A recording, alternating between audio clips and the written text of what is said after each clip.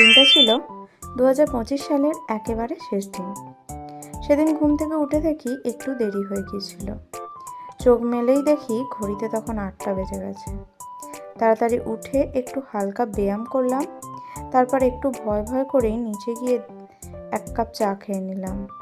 চা খাওয়া শেষ হতেই মা বললেন বাজারে যেতে, তাই আর দেরি না করেই এক বান্ধবীকে সঙ্গে নিয়ে বাজারের পথে বেরিয়ে পড়লাম। ওর সঙ্গে অনেক দিন ধরেই দেখা হবে করছিলাম, কিন্তু হয়ে উঠছিল না। আজ অবশেষে দেখা হয়েও গেল।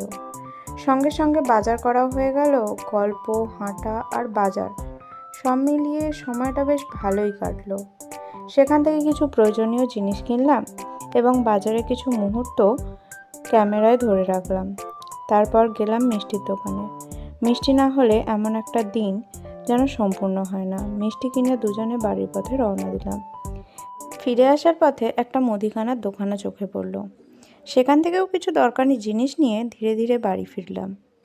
এভাবেই ছোট ছোট কাজ আর সুন্দর মুহূর্তের মধ্য দিয়েই কেটে গেল 2025 সালের শেষ দিনটা।